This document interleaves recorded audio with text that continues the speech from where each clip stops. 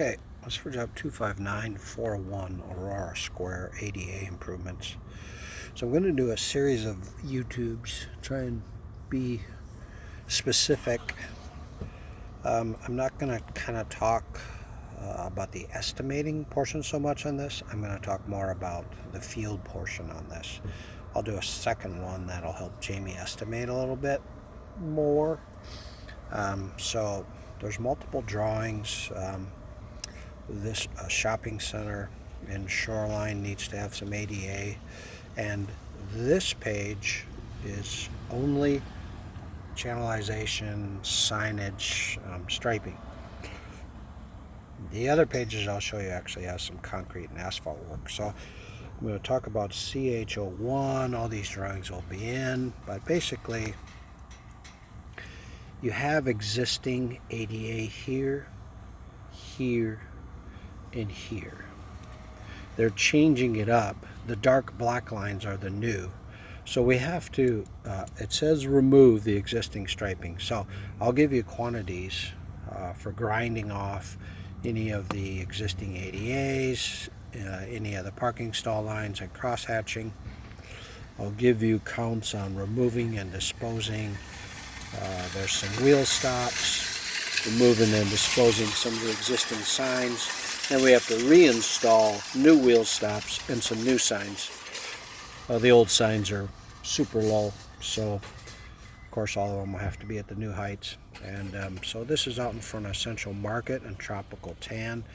And if we get this job, there's a sidewalk that runs right here. So you got the first bank, the second bank, and the third bank. So really, once we do the proper removal, then we just have to place the new signs, the new wheel stops, and the new cross hatching, and it's all the spacing is figured out, if you will. So it's not super hard. Okay, so there's Central Market. There's the concrete walkway. So that's at my thumb. So we're in this first bank of stalls. They do have notes that they want this moved to another location in the parking lot, but none of these are bolted down, and I can just take them and move them by myself, so two men could easily, quickly drag this along the surface without causing any damage. Now, as far as the kind of the specifics,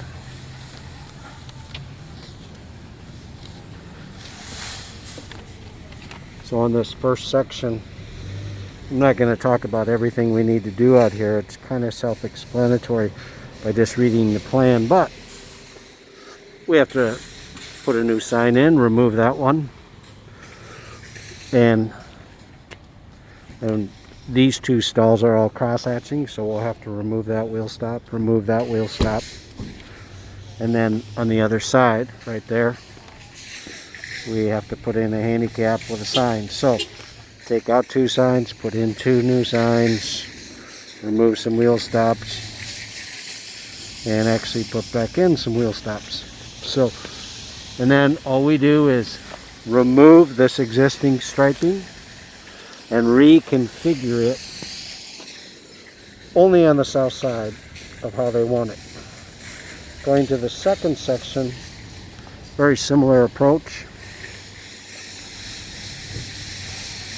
Remove the wheel stop, remove the sign, put new ones back in. This handicap remains, but then there's a 5-foot wide crosshatch, so the crosshatch is going to go from there to this edge and just be here. And then this crosshatching goes away, and it's a handicap stall with crosshatching on the other side, and new signs and new wheel stops. Like I said, it's pretty easy to understand when you stand here, but to try and explain it, it's a little harder. Anyways, this one has striping changes on both sides. So we would we would grind out and then just restripe until we match up. And then this section, these two get ground off, they're coming out, the signs get removed, and the cross-hatching has to be ground, and it's just going to be restriped. So that's this bank number 3. And again, this one is only on the south side. Doesn't impact those stalls. Actually, that'd be the west side. So it doesn't impact those stalls. So very wide open, very clean. Haven't figured out yet whether this can be done. I mean, this parking lot is massive, so they ought to be able to just do this Monday through Friday during normal business hours, and just, you know, we ought to be able to just rope it all off. So I'll get some clarification on that.